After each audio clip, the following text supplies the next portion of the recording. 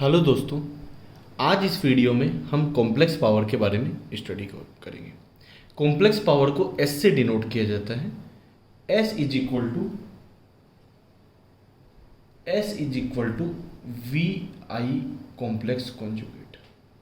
S is equal to V I complex conjugate. ठीक है, ये कॉम्प्लेक्स पावर की डेफिनेशन है।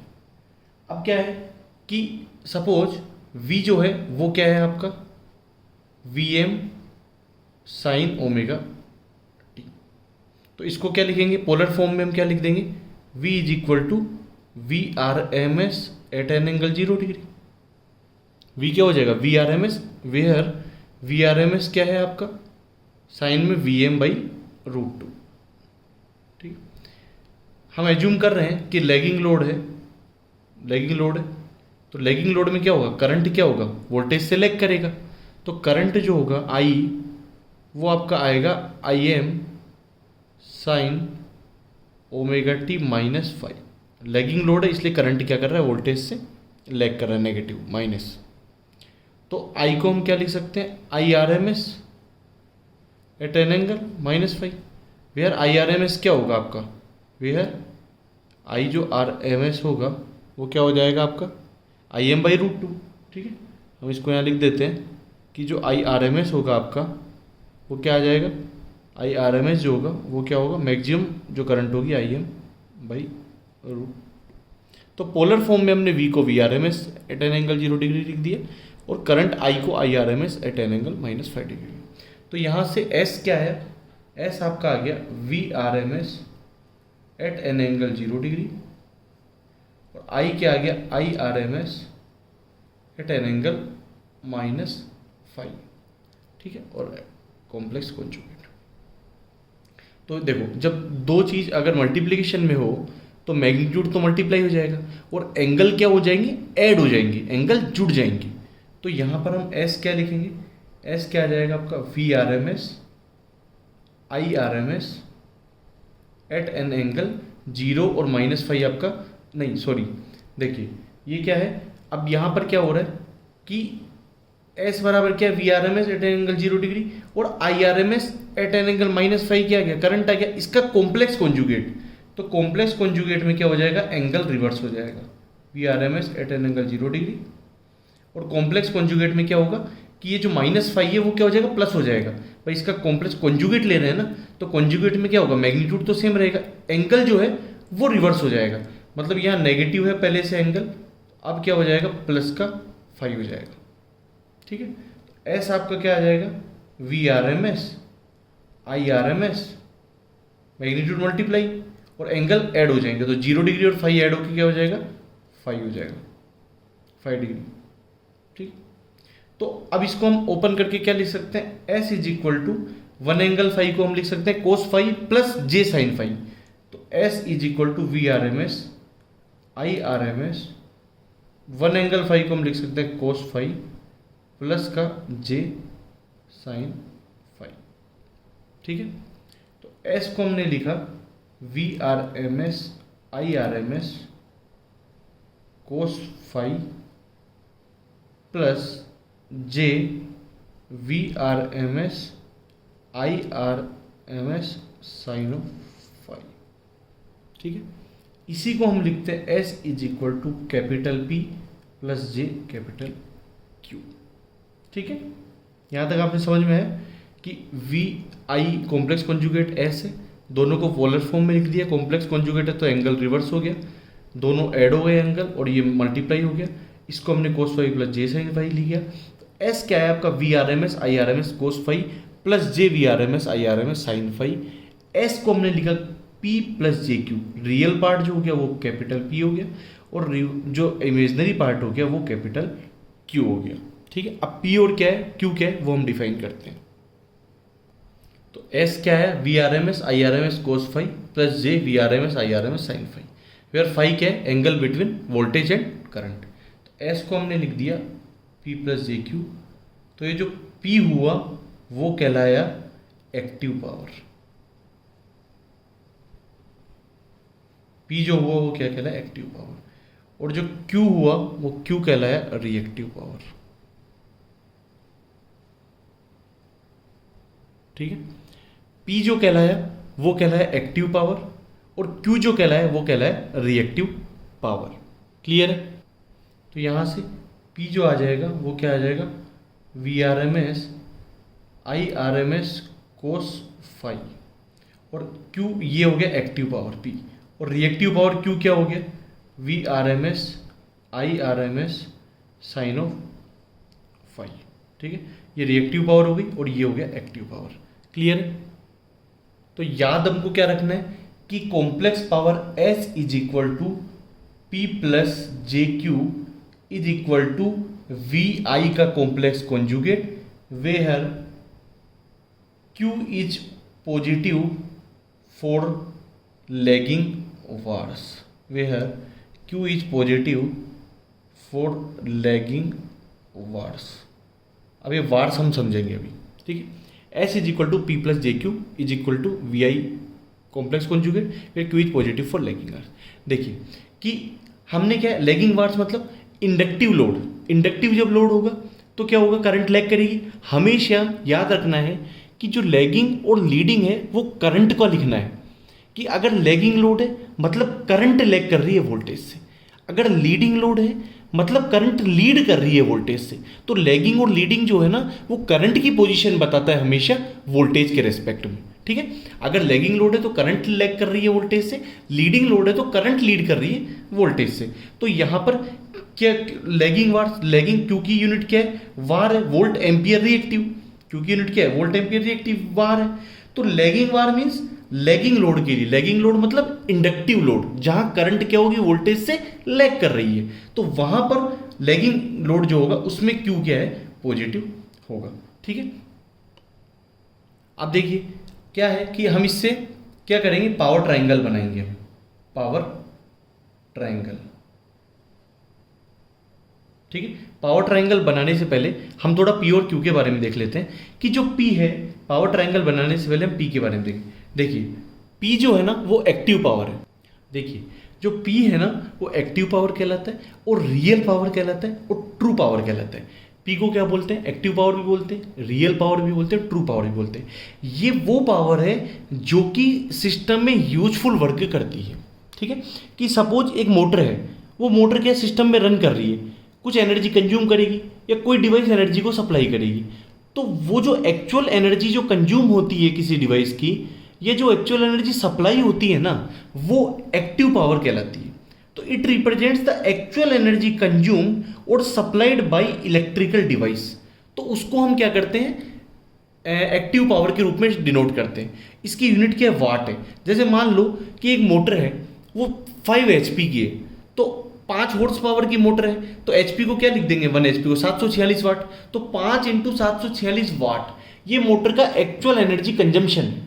ठीक है, तो ऐसे ही कोई डिवाइस इलेक्ट्रिकल एनर्जी सप्लाई करेगी तो उसकी एक्चुअल एनर्जी कंजम्पशन है ना वो वाट के माध्यम से दिखाया जाता है। तो एक्टिव पावर जो होती है वो यूजफुल पावर कहलाती है, यूजफुल वर्क करती है सिस्टम के अंदर। ठीक है, अब जो है रिएक्टिव पावर देखते हैं हम। अब ये देखिए क्यों क्या है रिएक्टिव पावर है, ये रिएक्टिव पावर किसकी वजह से होती है कि सिस्टम में जो रिएक्टिव एलिमेंट है, रिएक्टिव एलिमेंट क्या होते हैं कि जिनमें एक्टिव पावर कंजम्पशन नहीं होता है। तो रिएक्टिव कंपोनेंट क्या क्या है, इंडक्टर और कैपेसिटर। तो रिएक्टिव पावर जो होती है वो इंडक्टर और कैपेसिटर की वजह से होती है। रिएक्टिव, अब इंडक्टर क्या करता है, रिएक्टिव पावर को एब्जॉर्ब करता है। इंडक्टर क्या करता है, रिएक्टिव पावर को एब्जॉर्ब करता है। और ठीक है, तो इंडक्टर में क्या होता है, लैगिंग वार्स होता है, क्योंकि करंट क्या होती है, लैग करती है, तो लैगिंग वार्स। तो इंडक्टर क्या, इंडक्टर क्या होता है, रिएक्टिव पावर को एब्जॉर्ब करता है। और कैपेसिटर क्या करता है, रिएक्टिव पावर को देता है, रिएक्टिव पावर सप्लाई करता है कैपेसिटर।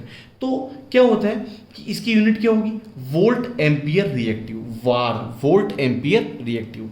तो क्यू की क्या यूनिट क्या होगी, वोल्ट एम्पियर रिएक्टिव वार।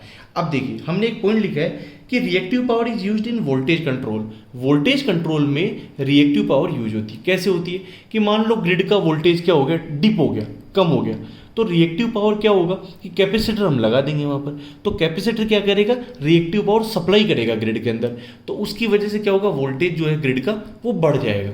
ठीक है, तो यहाँ पर क्या हुआ, वोल्टेज को कंट्रोल कर लिया। सिमिलरली क्या हुआ, मान लो कि ग्रिड का वोल्टेज बढ़ गया, मान लो ग्रिड का वोल्टेज बढ़ गया, तो वोल्टेज जब ग्रिड का बढ़ जाता है तो वहाँ क्या करता है, इंडक्टर यूज किया जाता है। तो इंडक्टर क्या करेगा, रिएक्टिव पावर को एब्जॉर्ब करेगा, तो वोल्टेज को डिप कर देगा। ठीक है, इसलिए क्या होता है कि रिएक्टिव पावर का यूज जो होता है वो वोल्टेज कंट्रोल में किया जाता है।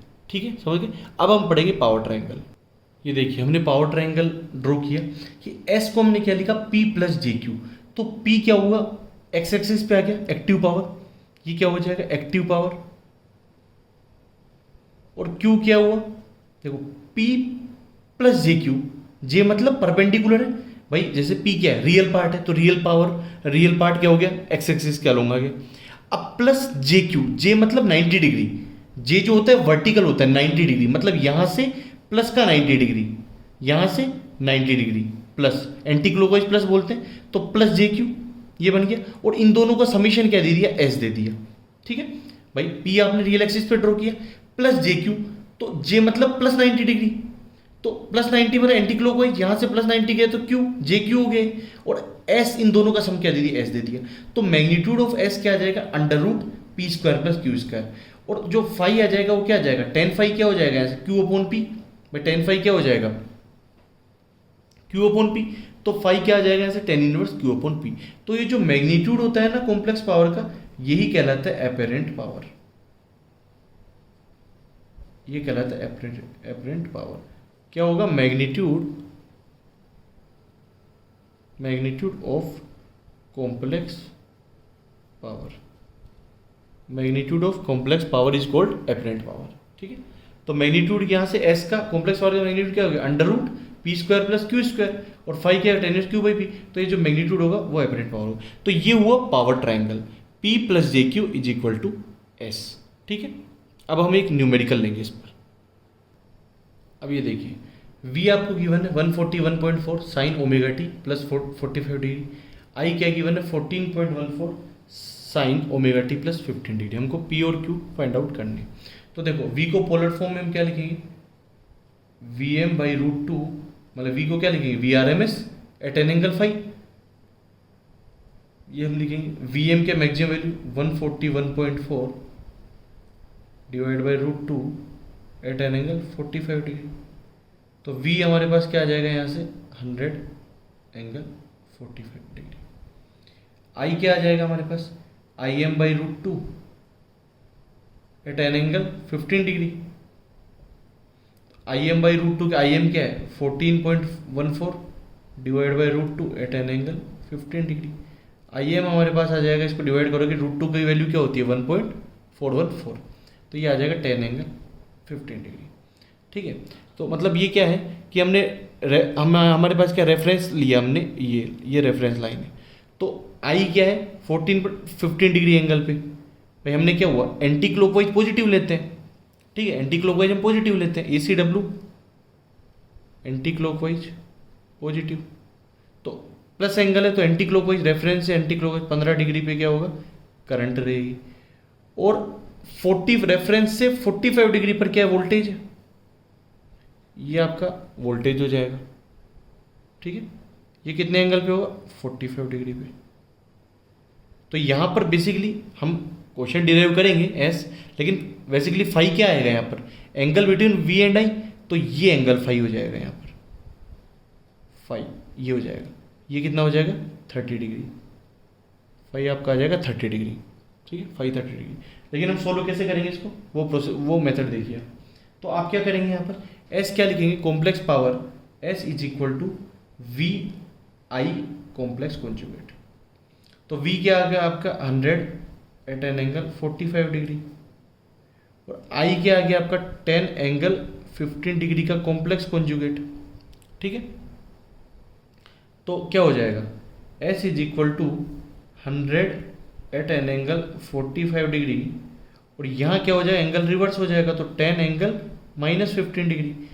अब ये क्या हो जाएगा मल्टीप्लाई हो जाएगा 1000, और एंगल क्या हो जाएगा, क्योंकि माइनस क्यों हुआ, चूंकि कॉम्प्लेक्स कॉन्जुगेट है तो एंगल ओनली रिवर्स हो जाएगा, ये दोनों एंगल ऐड हो जाएंगे मल्टीप्लिकेशन में, तो 45 और माइनस 15 क्या हो जाएगा 30 डिग्री हो जाएगा।